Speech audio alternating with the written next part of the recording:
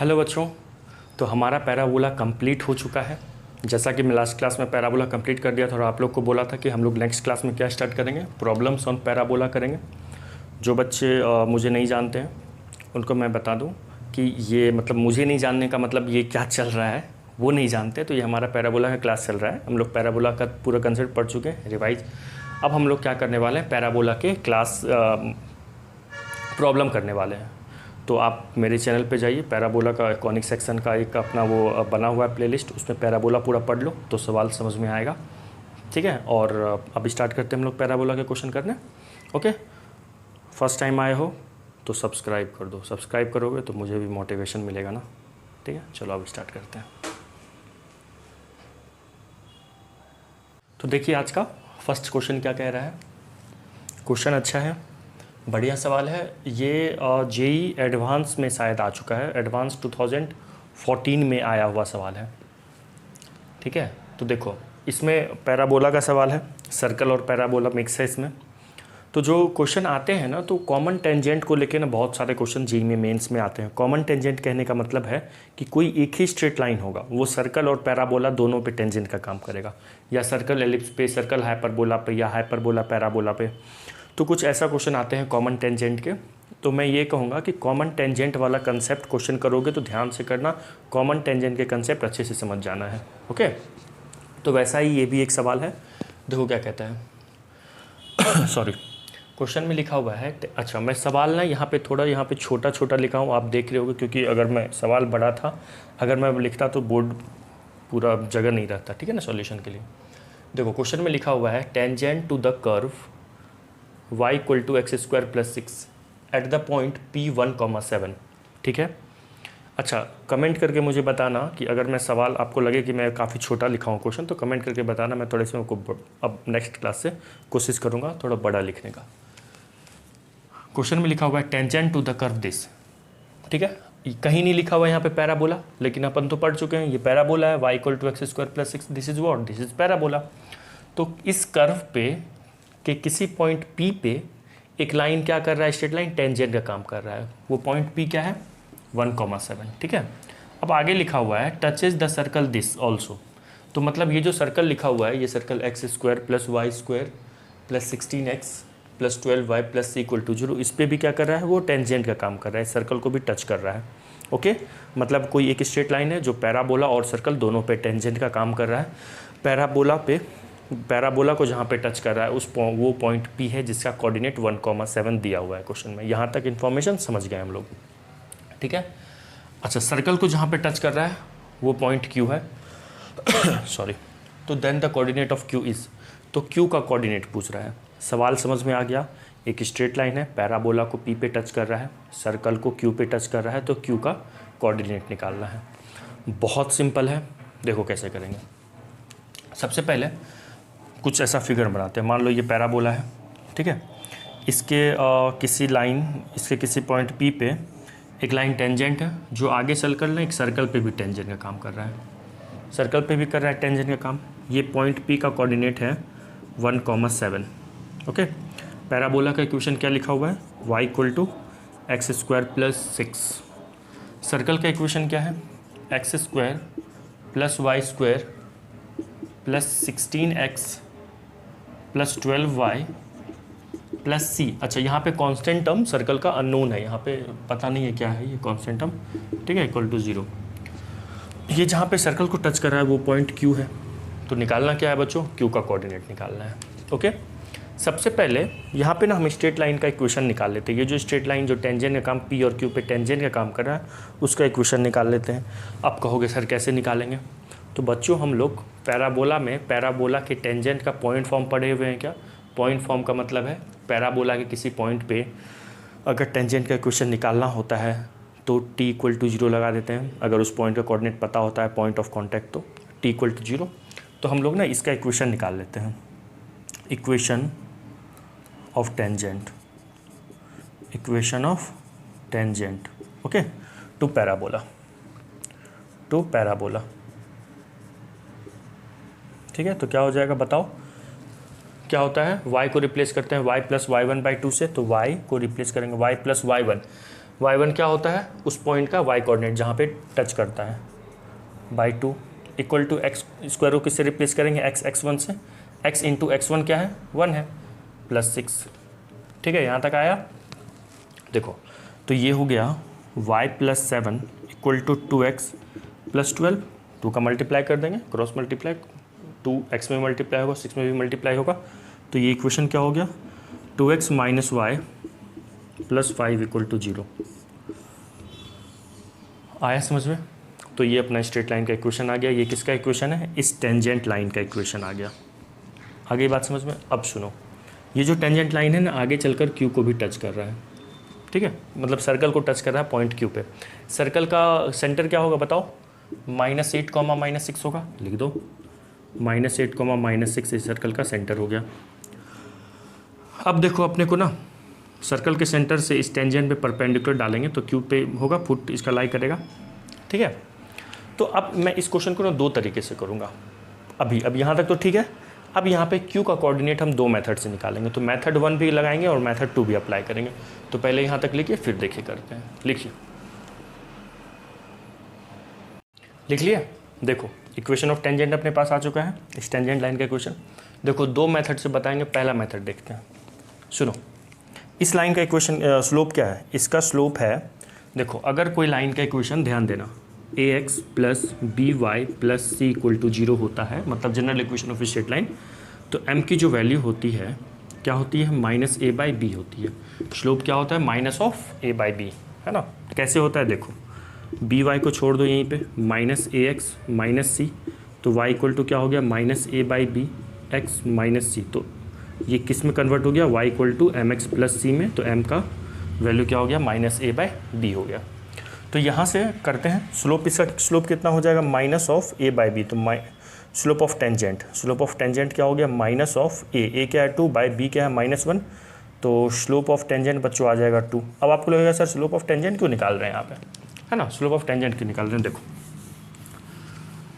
Slope of tangent आ गया। अगर हम लाइन CQ का इक्वेशन निकाल लेंगे, क्लिक कर गया होगा, लाइन CQ का इक्वेशन निकाल लेंगे तो क्या करेंगे बताओ, क्लिक कर गया, इस टेंजेंट लाइन और इस CQ लाइन को सॉल्व कर देंगे। तो जो Q है वो इस टेंजेंट लाइन और इस CQ का क्या है, पॉइंट ऑफ इंटरसेक्शन है। आया समझ में?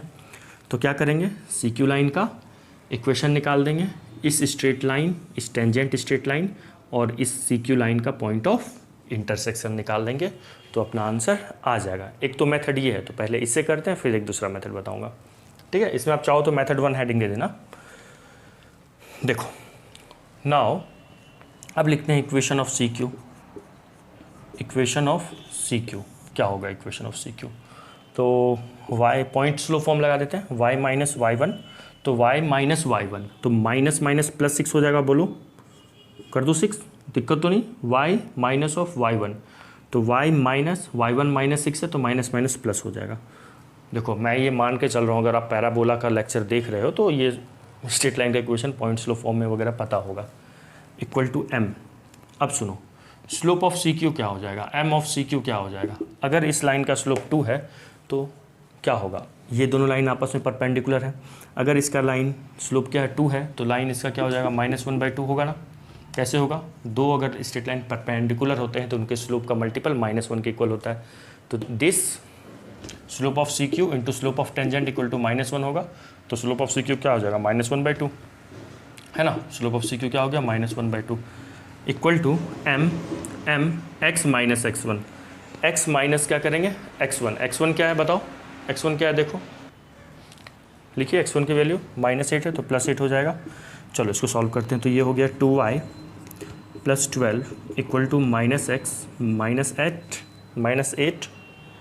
तो ये हो गया अपना x + 2y इक्वल टू -20 बोल दें, ठीक है।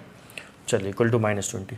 अब आप सुनो, इसको इक्वेशन 1 मान लो, इसको इक्वेशन 2 मान लो, इसको क्या करो अब सॉल्व कर दो। इक्वेशन 1 इस टेंजेंट लाइन का इक्वेशन है, इक्वेशन 2 इस CQ का इक्वेशन लाइन है, तो दोनों को सॉल्व करेंगे तो दोनों का क्या आएगा, पॉइंट ऑफ इंटरसेक्शन आ जाएगा। आ गया समझ में? तो बस कर देते हैं। नाउ फ्रॉम या सॉल्विंग फर्स्ट एंड सेकेंड लिख दीजिए, सॉल्विंग फर्स्ट एंड सेकेंड।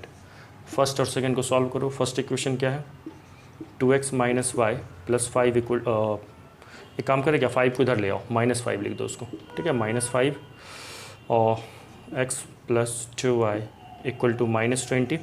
चलिए दोनों को सॉल्व करते हैं। फर्स्ट इक्वेशन सेकंड इक्वेशन किसको उड़ा दें, किसको उड़ा दें, y को उड़ा दें। तो फर्स्ट इक्वेशन को 2 से मल्टीप्लाई कर दो, तो ये कितना हो जाएगा, 4x minus 2y equal to -10, x plus 2y equal to -20। ये कैंसिल, ऐड कर देंगे दोनों को, तो ये कितना हो गया बच्चों, this is 5x equal to -30। तो x की वैल्यू कितनी आ गई, -6। ज़रा देखो तो ऑप्शन में किसी का x कोऑर्डिनेट -6 है। अरे यार यहाँ पे देखो b और d तो c नहीं होगा, दो ऑप्शन दे दिया है, जिसमें x कोऑर्डिनेट अगर किसी एक का ही -6 होता है उसको टिक करके निकल जाते, y कोऑर्डिनेट नहीं निकालते, बट यहाँ पे दो ऑप्शन दे दिया है। तो b और c तो नहीं होगा, क्योंकि b का x कोऑर्डिनेट -9 है और c का x कोऑर्डिनेट -10 है। तो देखो ऐसे भी सोचो कि ऑप्शन को कैसे छांटना होता है, ठीक है। अब दो, a या d होगा, x निकाल लिए। अब x की वैल्यू को किसी एक इक्वेशन में रख दो, फ्रॉम 1 चलते हैं या फ्रॉम 2, कहीं भी चलो, फ्रॉम 2 चलते हैं, फ्रॉम सेकेंड। x की वैल्यू को -6 रखिए प्लस 2y इक्वल टू -20, है ना। तो ये कितना हो जाएगा, 2y इक्वल टू बताओ, और -20 प्लस 6 -14 होगा ना।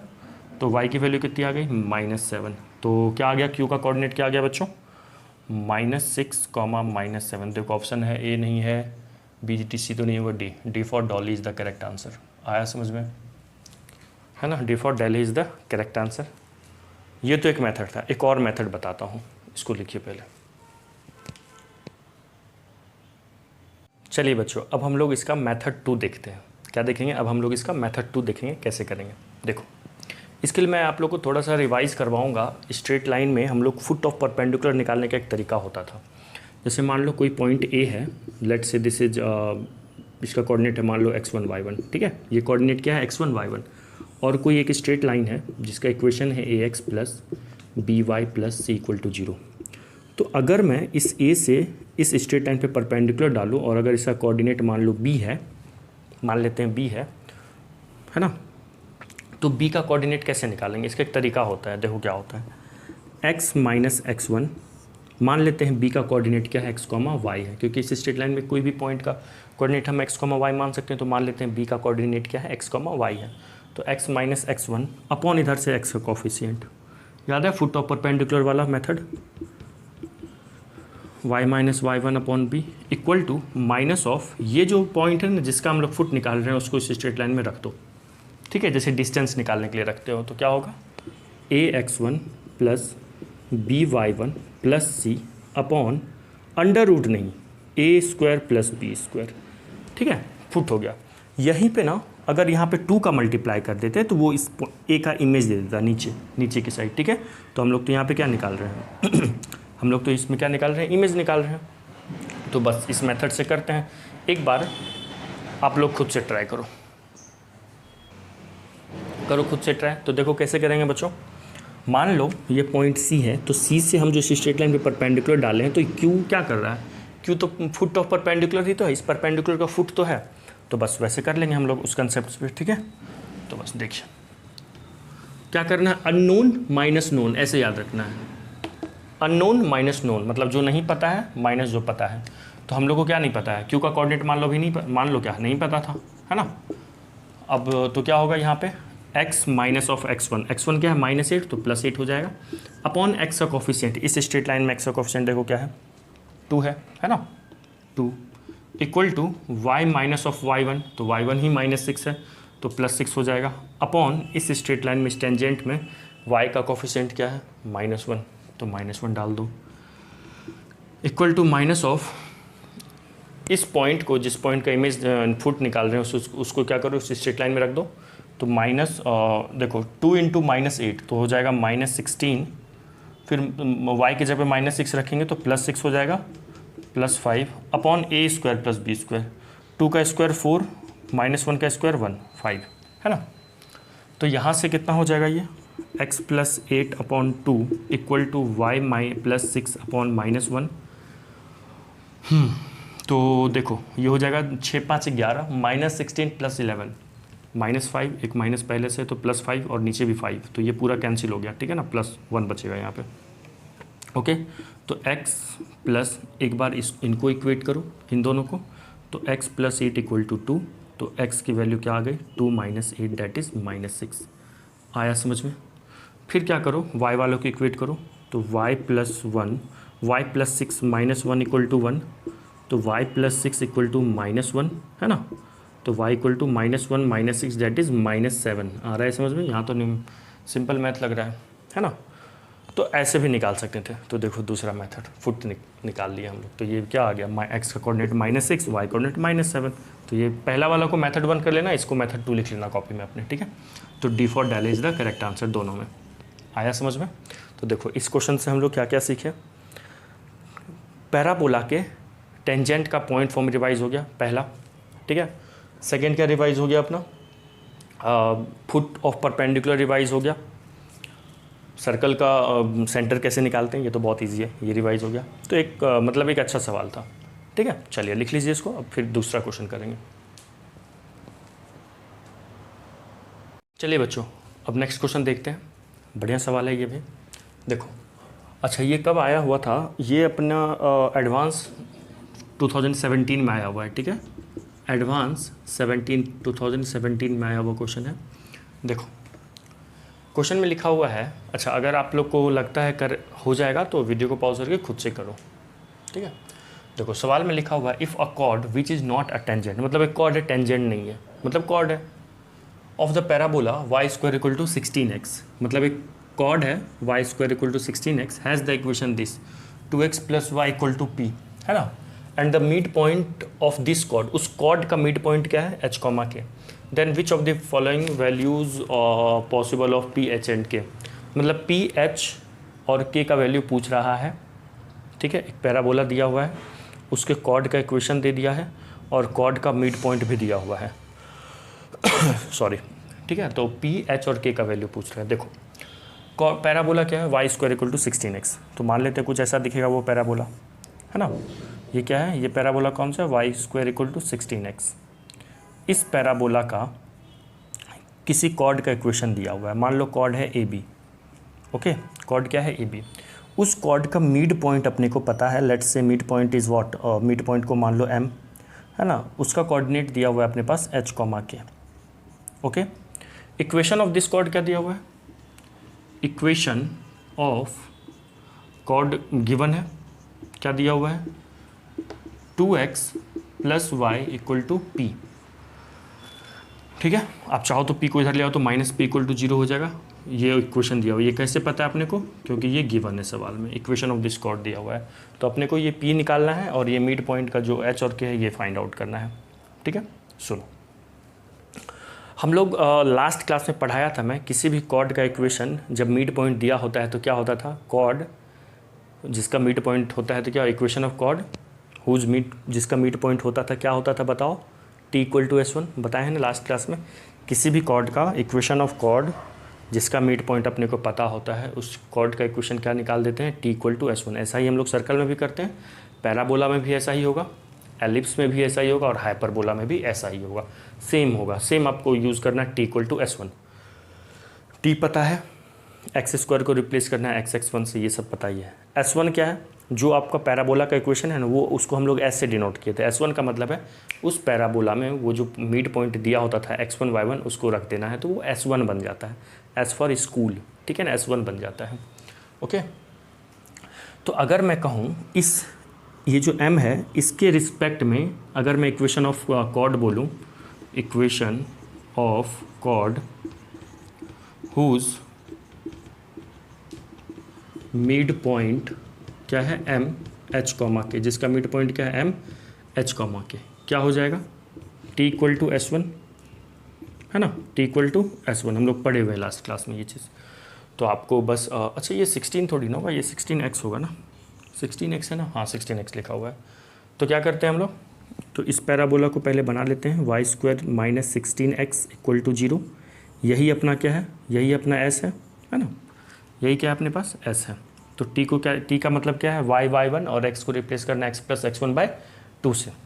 तो बस कर लो, y को रिप्लेस करना है y1 से, मिड पॉइंट का y कोऑर्डिनेट क्या है y के -16, x को रिप्लेस करना है x प्लस x1/2 से, ठीक है। ये हो गया t आ गया अपना। और h1 क्या होगा, h1 का मतलब क्या होता है, इस h, k को बस पैराबोला के इक्वेशन में रख दो, तो रख दो। ये क्या हो जाएगा यहाँ पे बताइए बच्चों, this is what, this is k हो जाएगा ना यहाँ पे, k² -16h = 0। क्या तक क्लियर है?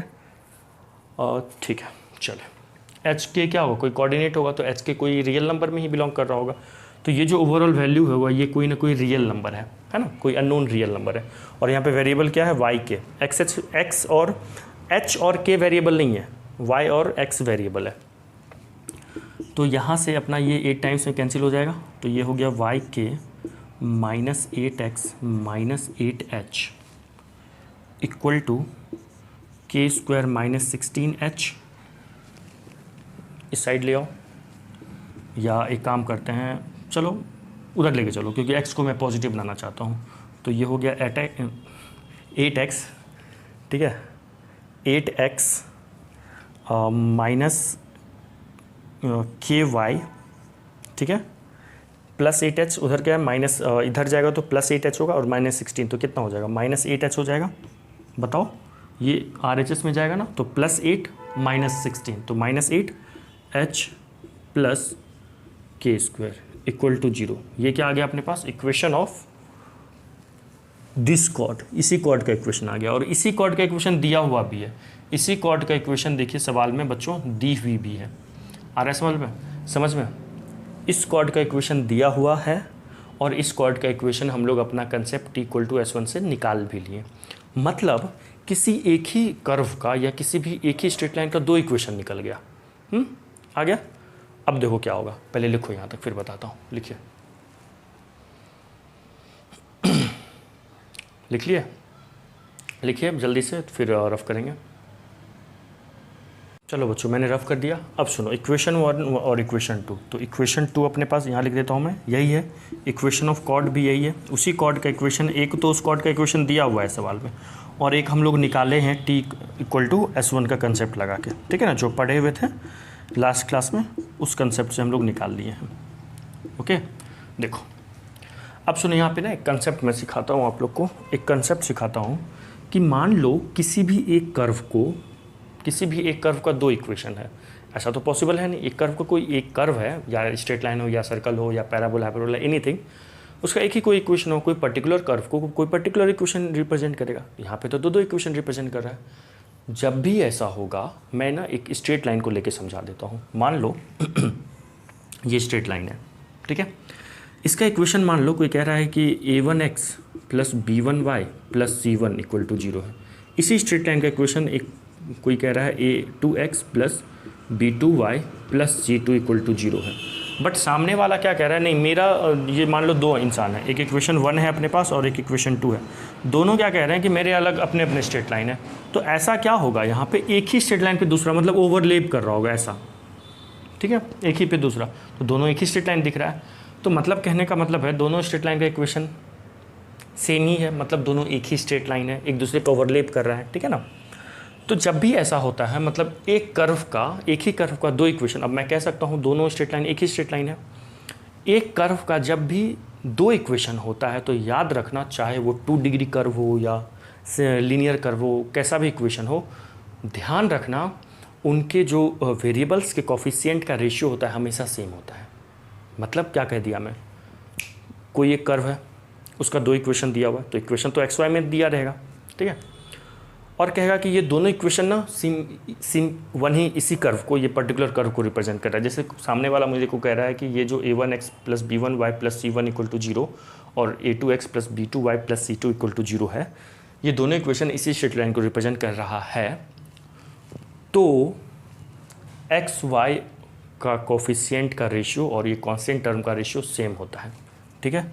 तो कहने का मतलब है a1/a2 = b1/b2 = c1/c2 होगा, ठीक है।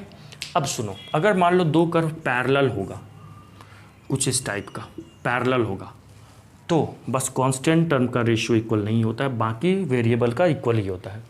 समझ में आ गया? तो क्या समझे कि कोई भी दो कर्व अगर पैरेलल होते हैं तो उनके जो वेरिएबल्स का कोफिशिएंट्स होता है उसका जो हम रेशियो निकालते हैं तो वो सेम आता है। मतलब x के कोफिशिएंट का रेशियो इक्वल टू y के कोफिशिएंट का रेशियो इक्वल टू z के कोफिशिएंट का रेशियो अगर z होगा तो, अगर वो पैरेलल होगा। और अगर वो ओवरलैप कर जाएगा मतलब एक ही कर्व बन जाएगा तो कांस्टेंट टर्म का भी रेशियो एक ही हो जाता है। अब इसी कंसेप्ट का यूज़ करेंगे हम लोग इसमें p, h और k का वैल्यू निकालने में। आ गई बात समझ में? चलिए नाउ स्टार्ट करते हैं, इसको रफ कर देता हूँ। तो अगर ये दोनों सेम ही इक्वेशन को रिप्रेजेंट कर रहा है एज इक्वेशन 1 एंड 2, आप लोग ना अपने नोट्स में लिख लेना ये कंसेप्ट। अभी जो मैं समझाया ना, समझ गए, वीडियो को पीछे करो, फिर से समझ लो और अपनी लैंग्वेज में लिख लो इस चीज़ को, ठीक है। लिखते हैं एज इक्वेशन। देखो हर कुछ लिखवाना पॉसिबल है नहीं, कुछ तो समझाऊंगा तो उतना तो इतना बनो। अब एक एक चीज़, अब बच्चे थोड़ी ना हो कि मैं ए लिख दिया अब इस पर हाथ चलाओ, आप थोड़ा बहुत समझा दिया, अब उसको खुद से भी बनाया कर लिखा करो।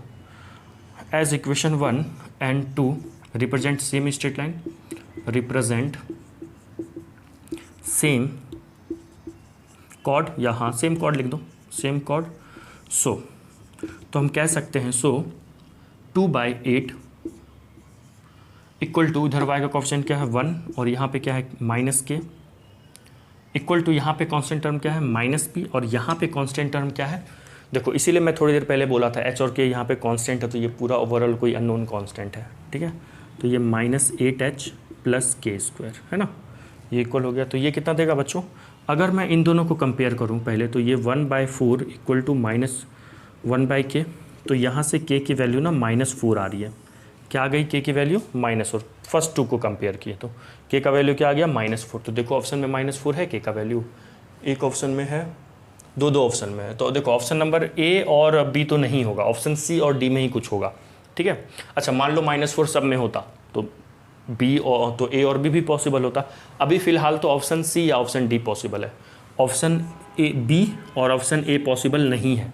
थोड़ा स्मार्ट बनो, देखो ऑप्शन को इसमें भी मैं छाट दिया। तो के का वैल्यू -4 दो ही ऑप्शन में दिया हुआ, अगर चारों में होता तो चारों पॉसिबल होता अभी भी, ठीक है। अब तो ये दो पॉसिबल नहीं है तो के का वैल्यू -4 आ गया, ठीक है। तो अब आगे करते हैं, पहले लिखिए इसको, फिर जगह नहीं है अभी, लिखिए। तो बच्चों यहाँ से k का वैल्यू कितना आ गया? k का वैल्यू -4 आ गया है। नाउ अब अच्छा वो मैं रफ कर दिया था, ठीक है, यहाँ पे जो लिखा हुआ था। अपने को p, h और p का वैल्यू निकालना है। देखो इन दोनों को कंपेयर किए, अब पहला और इसको फिर कंपेयर करो। तो ये 1/4 इक्वल टू क्या होगा? -p/-8h। k का वैल्यू रख सकते हैं क्या? k का वैल्यू -4 रखोगे तो -4 का स्क्वायर 16 हो जाएगा, है ना, -4 का स्क्वायर 16। नाउ अब देखिए क्रॉस मल्टीप्लाई कर दूँ तो ये हो जाएगा -8h + 16 इक्वल टू -4p, है ना। 8h को उधर लेके चले जाओ तो अपने पास आ जाएगा 8h - 4p इक्वल टू 16, है ना। 8h को RHS में लेके गए, 8h प्लस में हो जाएगा तो -4p इक्वल टू 16। देखो यहाँ पर 3 अननोन था, क्या क्या अननोन था? h, p और k, और इक्वेशन अपने पास 2 ही बन रहा था। तो कब 3 अननोन होगा तो 3 इक्वेशन चाहिए ही होता है तीनों अननोन को निकालने के लिए। तो यहाँ पे तो सर 3 अननोन है लेकिन 2 ही इक्वेशन आप कैसे निकालेंगे? अब अपने को यहाँ पे ऑप्शन से 1 बाय 1 अब चेक करना पड़ेगा, हिट एंड ट्रायल लगाना पड़ेगा ऑप्शन से, क्योंकि एग्जैक्ट तीनों वैल्यू आ ही नहीं पाएगा। 2 ही इक्वेशन था ना यहाँ पे अपने पास, 2 ही इन्फॉर्मेशन दी हुई थी। तो 3 इक्वेशन के लिए 3 इन्फॉर्मेशन, मतलब 3 इक्वेशन चाहिए, 3 अननोन के लिए 3 इक्वेशन। तो 2 ही इक्वेशन है। अब देखो कैसे करेंगे। तो k का वैल्यू -4 आ गया। अपन ऑप्शन कौन सा छाट चुके हैं? हम लोग ऑप्शन बच्चों कौन सा छाट चुके हैं? ए और बी हमारा ऑप्शन नहीं होगा। क्या हो सकता है? सी और डी आ रहा है तुम लोग को समझ में? सी और डी होगा। तो देखो 1 बाय 1 चेक करो। तो पहले इसको, इसमें ना ये वैल्यू रखो, p का वैल्यू -2 रखो। c के लिए चेक करते हैं, 8 × 2 -4, p का वैल्यू -2 है ना। तो ये कितना हो जाएगा? 8 × 2 = 16, 16 + 8 ये तो 24 इक्वल टू 16 है।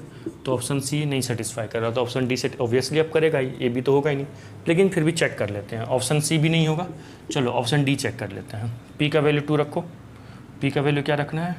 2, एच का वैल्यू 3, है ना, इक्वल टू क्या है? 16 है ना। चेक करते हैं 16 आ रहा है क्या, RHS के इक्वल हो रहा है। ये 24 - 8 इक्वल टू 16, 16 इक्वल टू 16, ये क्या सही लिखा हुआ है ना, सही है। तो option D is the correct answer, है ना। तो इस सवाल से देखो एडवांस में आया हुआ था, 17 में आया हुआ था। क्या हमारा रिवाइज हो गया, इक्वेशन ऑफ कॉर्ड जिसका मिड पॉइंट अपने को पता होता है। किसी भी कॉर्ड का अगर मिड पॉइंट पता है तो उसका इक्वेशन क्या हो जाएगा, T equal to S1। Same circle में भी था, सेम एलिप्स में भी होगा और सेम हाइपरबोला में भी होगा, सेम कंसेप्ट है ना। चलिए अब नेक्स्ट क्वेश्चन करते हैं, लिख लीजिए। नाउ द नेक्स्ट क्वेश्चन, पढ़ो और समझो क्वेश्चन में क्या कह रहे हैं।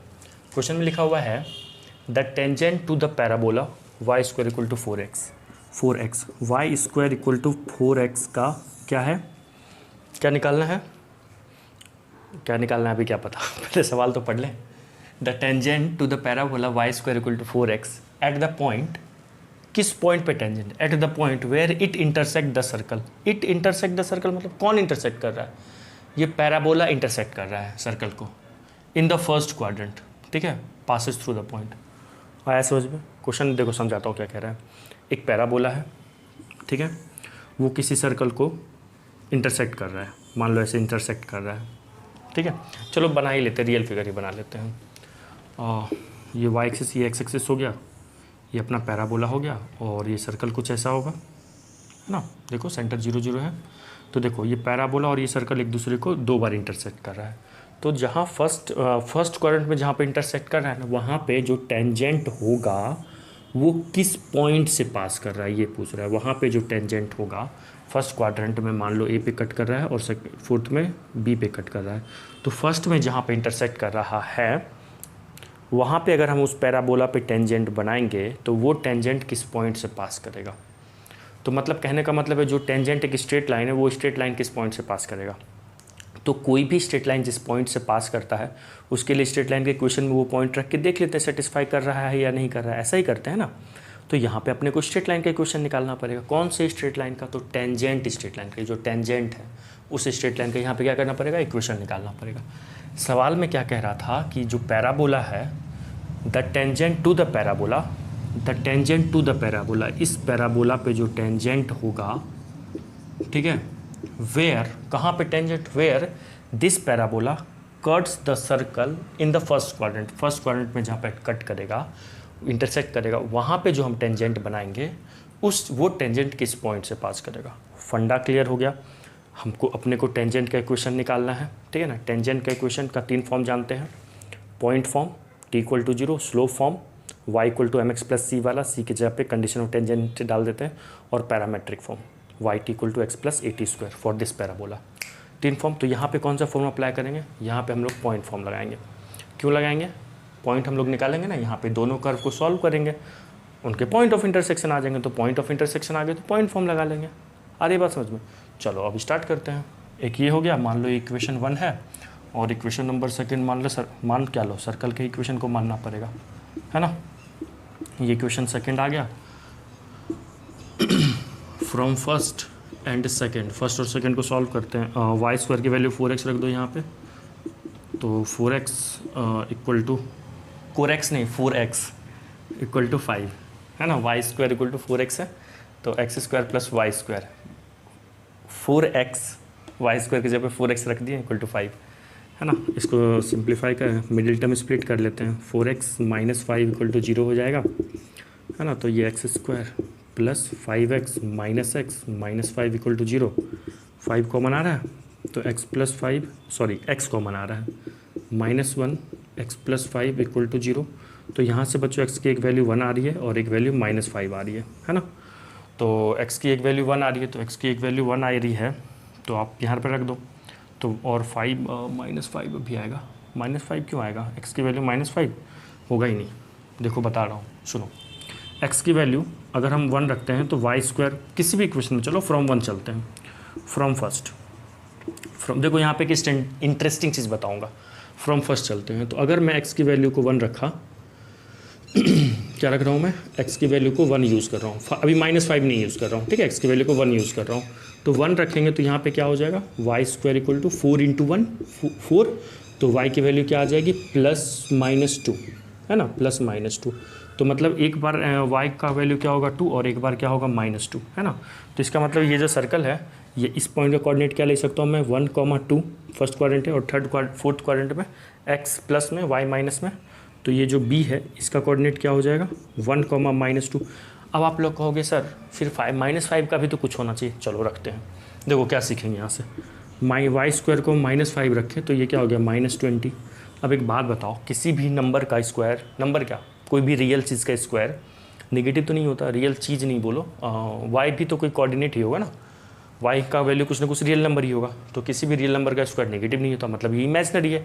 तो आप ऐसा समझो यहाँ पे इमेजिनरी समझो, क्या कोऑर्डिनेट तो इमेजिनरी में लेना नहीं है, हम लोग रियल नंबर में पढ़ रहे हैं ना कोऑर्डिनेट ज्योमेट्री। तो यहाँ पे ये जो -5 है इसका कोई यूज़ ही नहीं है। और अगर x कोऑर्डिनेट -5 आ गया तो x कोऑर्डिनेट -5 थर्ड और फोर्थ में होता है, बोलो होता है, थर्ड और फोर्थ में होता है ना।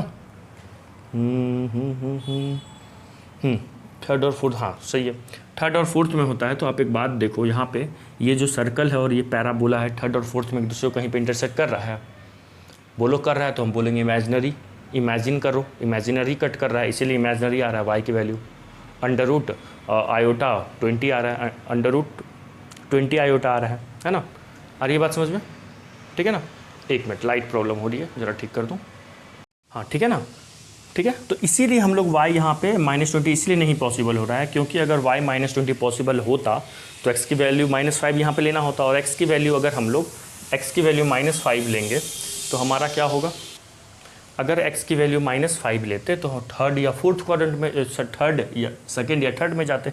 सेकेंड या थर्ड में सर्कल और पैराबोला कट कर ही नहीं रहा है, एक दूसरे को इंटरसेक्ट कर ही नहीं रहा है, इसीलिए वहाँ पे y इमेजिनरी आ रहा है। आया समझ में। तो थोड़ा सा मतलब एक एक्स्ट्रा नॉलेज दे दिया यहाँ पे आप लोग को, ठीक है सर। नॉलेज बड़ी चीज़ बता दी है, नॉलेज दे रहे हैं आप मुझे ठीक है। तो यहाँ पे हो गया, समझ में आ गया। अब सुनो, टेंजेंट यहाँ भी बना सकते हैं पैराबोला पे, यहाँ भी कहाँ पे बनाए हम लोग, क्वेश्चन में कह रहा है फर्स्ट क्वाड्रेंट में, ठीक है ना, फॉर द फर्स्ट क्वाड्रेंट। तो हम लोग इसको यूज़ करेंगे।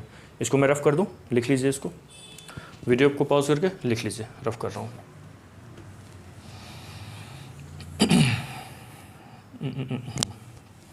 ठीक है, फॉर फर्स्ट क्वाड्रेंट हम लोग किसको कंसीडर करेंगे, क्वेश्चन में दिया हुआ है फर्स्ट क्वाड्रेंट, है ना। क्वेश्चन में क्या दे रहा है, फर्स्ट क्वाड्रेंट दे रहा है, तो हम लोग क्या करेंगे, for a equation of tangent at a पे निकाल लेते हैं, एट a 1,2।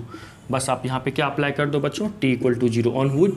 सर्कल पे मत अप्लाई कर देना गधो, ठीक है, सर्कल पे नहीं करना है अपने को, पैराबोला पे निकालना है ना। सर्कल पे अप्लाई कर देना सवाल होगा ही नहीं, सर्कल पे नहीं, ठीक है ना, घूम मत जाना, पैराबोला पे t = 0 अप्लाई करना है।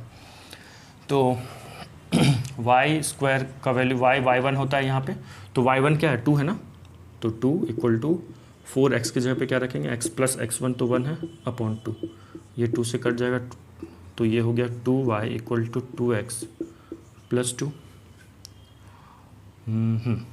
ठीक है, और ऐसे छोड़ो ना, 2 को हम एलसीएम काट लो यहीं पे, तो आ गया अपने पास x - y + 1 = 0, है ना। क्या आ गया, x - y प्लस, हाँ y आ गया माइन। अब क्या करो, 1/1 ऑप्शन को रखो और देखो ये टेंजेंट, इस टेंजेंट का इक्वेशन क्या आ गया, x - y + 1 = 0। 1/1 ऑप्शन को चेक करते हैं। चलो ऑप्शन नंबर ए चेक करते हैं। ए क्या है, 1/4, 3/4 रखिए इसमें। x का वैल्यू 1/4 - 3/4 + 1, तो ये कितना आ रहा है, ये कितना आ रहा है बच्चों, 4 एलसीएम हो गया, 1 - 3 + 1, तो ये हो गया कितना आ रहा है, 2 - 3 - 1/4, मतलब 0 नहीं आ रहा ना, 0 के इक्वल नहीं आ रहा, तो ऑप्शन ए नहीं होगा। ऑप्शन बी अब चेक करते हैं, ठीक है, ऑप्शन ए नहीं हो रहा है, ऑप्शन बी चेक करते हैं। अब 1/1 ऑप्शन बी से चेक करो, बी क्या है, 3/4, 7/4, तो x की जगह पे 3/4 रखो, y की जगह पे 7/4 रखो, प्लस 1, सॉल्व करते हैं। एलसीएम कितना आ गया, 4, 3 - 7 + 4, हाँ ऑप्शन बी तो करता हुआ दिख रहा है, 7 - 7/4, तो ये 0/4 0 होता है, पता है ना ये सब भी, तो 0/4 0 होता है, तो ऑप्शन बी सेटिस्फाई कर रहा है, तो B for Bombay is the correct answer, लिख लीजिए। नाउ बच्चों नेक्स्ट क्वेश्चन, कोऑर्डिनेट ज्योमेट्री का टॉपिक चल रहा हो और उसमें हम लोग लोकस का सवाल ना करें, ऐसा हो ही नहीं सकता है, तो ये वाला सवाल लोकस पे है, ठीक है। देखिए, let O be the vertex and Q be any point on the parabola. ये कोई पैराबोला है, कोई पैराबोला नहीं, एक पैराबोला है x square equal to 8y। समझ में आ रहा है कौन सा पैराबोला है? अपवर्ड वाला, जिसका वर्टेक्स ओरिजिन पे है, ठीक है। तो सॉल्व करते हैं। क्या लिखा हुआ है? एक पैराबोला है x square equal to 8y। ये पैराबोला पे इसका word let O be the vertex, ठीक है, वो वर्टेक्स है। And Q be any point, कहीं भी मान लो इस पैराबोला पे ना, कहीं पे भी एक पॉइंट क्यू मान लो, कहीं भी मान सकते हो। तो चलो मैं यही मान लेता हूँ, ये मान लिया। If P be the if the point P divides the line O Q internally in the ratio 1:3, है ना। मतलब ओ क्यू को जब हम मिलाएंगे ना, तो एक पॉइंट पी है, एक कोई पॉइंट पी है जो 1:3 में डिवाइड कर रहा है। तो वर्टेक्स की तरफ 1 रखना है, इधर 3 रखना है, ठीक है ना। ओ क्यू लिखा हुआ है ना, divide O Q internally, Q O होता तो इधर 1 पार्ट इधर 3 पार्ट, थोड़ा लैंग्वेज पे ध्यान देना।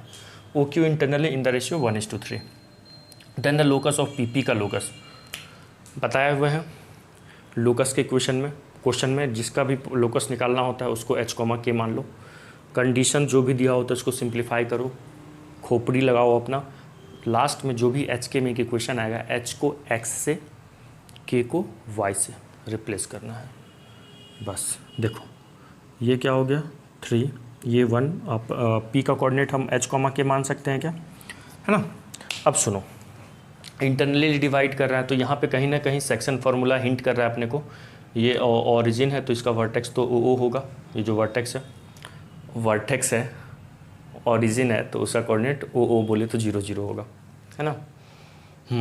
अब क्यू का कुछ मानना पड़ेगा यार। क्यू को आप x1 y1 मत मानना। मैं पहले भी बता चुका हूँ, इवन बोल चुका हूँ आप लोग को क्लास में कि कभी भी पैराबोला पे कोई पॉइंट मानना हो ना तो उसको पैरामेट्रिक फॉर्म में माना करो। अगर x1 y1 मानोगे तो दो अननोन हो जाएगा, x1 भी y1 भी। अगर आप 80² 280 में मानोगे तो सिर्फ t अननोन होगा। फिर कहोगे सर a भी तो अननोन है। अरे गधो, ए तो पैराबोला का क्वेश्चन दिया हुआ है, वहाँ से ए तो निकाल लोगे ना, है ना। तो अब सोच रहे हो सर इतने भी गधे नहीं हैं, तो इसको लिख सकते हो y² इक्वल टू, कंपेयर कर दो x² इक्वल टू 4ay से। तो 4a की वैल्यू कितनी हो गई 8, तो a की वैल्यू क्या आ गई 2, है ना, आ गई। तो इस पैराबोला पे y कोऑर्डिनेट क्या लेना होता है अपने को, y कोऑर्डिनेट लेना होता है 80² और x कोऑर्डिनेट आ जाता है 280, है ना, ये याद है ना। तो रखेंगे अगर यहाँ पे हम 2, तो 2 2 4 हो जाएगा, तो ये हो गया 4t, 2t²। ओके, तो q का कोऑर्डिनेट इस पैराबोला पे किसी भी पॉइंट का कोऑर्डिनेट आप पैरामेट्रिक फॉर्म में ये मान सकते हो 4t, 2t²। क्या मान सकते हो 4t, 4 ही होगा ना, एक ही जगह पे रखें 2 2 2 4 सही है, 2t², हाँ ठीक है। तो ये हो गया 4t, 40 नहीं 4t, 2t फॉर टकला, ठीक है, स्क्वायर हो गया। आया यहाँ तक समझ में? ठीक है। अब देखो, अब क्या करेंगे, सेक्शन फार्मूला लगा देते हैं, ठीक है। कौन सा सेक्शन फार्मूला लगाएंगे, internal section formula, internal section formula, ठीक है। अच्छा, ये मेरे ख्याल से आज चौथा सवाल है ना, तो आज हम लोग 4 ही सवाल करेंगे, अगले क्लास में फिर और भी सवाल करेंगे, ठीक है। देखते हैं, तो मज़े में हो गए, 4 ही सवाल में छुट्टी हो जाएगी। अब अपना क्या होगा, देखो 0 सर यूट्यूब पे देख रहे हैं, छुट्टी क्या, वीडियो को बंद करके छोड़ देंगे और क्या। अपने प्रति ईमानदार रहो, ऑनेस्ट रहो, करते रहो। मेंस तो यार हंसते खेलते निकलता है, एडवांस के लिए थोड़ा एडवांस मेहनत करना पड़ता है। मेंस तो आप बस कंटिन्यूटी बनाए रखोगे, निकल जाएगा मेंस। वो मार्केट में नहीं हुआ है, ये जो कोचिंग वाले हैं ना, अब देखो मैं कोई कोचिंग वाले को ब्लेम नहीं कर रहा हूँ, मैं भी पढ़ा रहा हूँ, तो एक मार्केटिंग स्टंट भी है। डरा दो बच्चों को, डरा के बच्चे आते हैं, हाँ तैयारी करना है, पढ़ना है। मैं ये नहीं कह रहा हूँ नहीं पढ़ा, हर कोई पढ़ाता है, तो बच्चे आएंगे तभी ना पढ़ाएंगे, तभी तो पैसे आएंगे ना। तो मतलब कहने का मतलब है मेंस इतना भी टफ़ नहीं है, टफ़ ही नहीं है। टफ़ मेंस के साथ टफ़ की बात ही नहीं आती है, एडवांस के साथ आती है, मेंस के साथ नहीं आती है, ठीक है ना। तो बस क्या करना है आपको, कंटिन्यूटी बनाए रखना है मेंस के लिए, नथिंग एल्स। अब ऐसा भी नहीं है यार ऑल इंडिया लेवल का टेस्ट है तो आप एग्ज़ाम है तो एकदम सिंपल क्वेश्चन आएगा, वो भी नहीं है। कंटिन्यूटी बनाए रखोगे ईजिली निकल जाएगा। देखो इंटरनल सेक्शन फॉर्मूला लगाएंगे तो 3 को 0 से मल्टीप्लाई करेंगे तो 30 हो जाएगा ना, 3 इंटू 0 3 0 30 तो 3 into 0 0, 1 into 4t 1 into 4t upon 1 plus 3 किसके इक्वल होगा, एच कोऑर्डिनेट के इक्वल होगा। तो ये हो गया 4t इक्वल टू 3 प्लस 1 4, तो ये हो गया 4h 4 4 कैंसिल, तो t की वैल्यू h के इक्वल आ गई है ना। चलिए अब y के लिए करते हैं, k का वैल्यू किसके इक्वल होगा k कोऑर्डिनेट के लिए करते हैं, और 1 इंटू 3 इंटू 0, ये तो 0 ही हो गया, फिर 1 into 2t square upon 1 plus 3 that is 2t square upon 4, 1 2 ज़ा 2 2 ज़ा 4, तो t स्क्वायर बाई 2, ठीक है ना। तो बच्चों k की वैल्यू क्या आ गई, k की वैल्यू आ गई है t स्क्वायर बाय 2। ध्यान से देखो तो t का वैल्यू h रख सकते हैं ना, रख दो, t का वैल्यू h रख दो, तो ये हो गया h स्क्वायर बाई 2, तो h square equal to 2k, h square equal to 2k, k का वैल्यू क्या है y, और h को क्या रख देंगे x, तो यहाँ से क्या आ गया x square equal to 2y। देखिए यही अपना इक्वेशन आ गया, यही मतलब h कॉमा k का लोकस आ गया, और ये है क्या, पैराबोला। अगर ऑप्शन में होता ना सर्कल, पैराबोला, हाइपरबोला, एलिप्स, अगर कर्व का नेम होता तो हम लोग पैराबोला पे टिक करते हैं, पैराबोला है ये। अब देखते हैं, वैसे यहाँ पे चारों पैराबोला ही है, यहाँ इक्वेशन के फॉर्म में दिया हुआ, तो देखो x square equal to 2y, D for Delhi is the correct answer, ठीक है। तो आज हम लोग 3 या 4 ही सवाल, 4 सवाल किए हैं, ठीक है ना। तो 4 सवाल किए, सारे सवाल प्रीवियस ईयर आपके मतलब JEE mains advance bit set वगैरह के ही थे, ठीक है। अगले क्लास में और भी सवाल करेंगे, एक क्लास में ले लेता हूँ पैराबोला के क्वेश्चन का, उसके बाद हम लोग एलिप्स स्टार्ट कर देंगे, फिर और भी जो हमारा पैराबोला का जो सवाल भी तो इतना और भी करना है ना, बहुत सारा करना है, इससे क्या होगा। उसके लिए हम लोग क्या करेंगे, पैराबोला का ना एक अलग सीरीज़ बना लेते हैं, ठीक है। एक अलग लेक्चर लिया करूँगा जिसमें सिर्फ पैराबोला का क्वेश्चन करवाऊँगा, और एलिप्स में स्टार्ट कर दूँगा। जो हमारा एलिप्स चलेगा उसका वीडियो तो अपलोड होगा ही, वो हमारा कॉनिक सेक्शन का जो प्लेलिस्ट होगा वहीं पे मैं डाल दिया करूँगा, ठीक है। एलिप्स का लेक्चर, पैराबोला का कल नेक्स्ट क्लास एक लूँगा, वो भी वहीं मिलेगा आपको। 17 क्लास पैराबोला का, आज का 18 हो जाएगा, नेक्स्ट 19। उसके बाद हम एक वीडियो सीरीज स्टार्ट कर देंगे, एक हमारा क्लास चलेगा जिसको हम लोग बनाएंगे क्वेश्चंस प्रॉब्लम्स ऑन पैराबोला, ठीक है। उसको हम लोग कॉनिक सेक्शन के से अलग रखेंगे, एक अलग प्लेलिस्ट रहेगा। तो हमारा पैरेलली एलिप्स भी चलेगा, पैराबोला का क्वेश्चन भी चलेगा, ठीक है। नहीं तो पैराबोला के बहुत सारे क्वेश्चन अभी करेंगे तो फिर एलिप्स हमारा लेट हो जाएगा स्टार्ट करने में। तो एलिप्स बहुत जल्दी स्टार्ट करना है, जल्दी से जल्दी स्टार्ट करना है, एग्ज़ाम पास आ रही है। तो एक क्लास में पैराबोला का ले लेता हूँ, उसके बाद एलिप्स स्टार्ट करूँगा, लेकिन पैराबोला का और क्लास लूँगा, वो अलग से लूँगा, मतलब अलग से कहने का मतलब उसका प्लेलिस्ट, एलिप्स भी चलेगा, उसको अलग से उसका प्लेलिस्ट बना दूँगा, ठीक है। तो आज के लिए इतना ही, और हाँ सब्सक्राइब और लाइक कर देना। अगर सही से हैंड राइटिंग वगैरह अच्छे से समझ में आता है तो एक बार बता देना, हाँ सर हैंड राइटिंग अच्छी है आपकी, ठीक है। चलो बाय।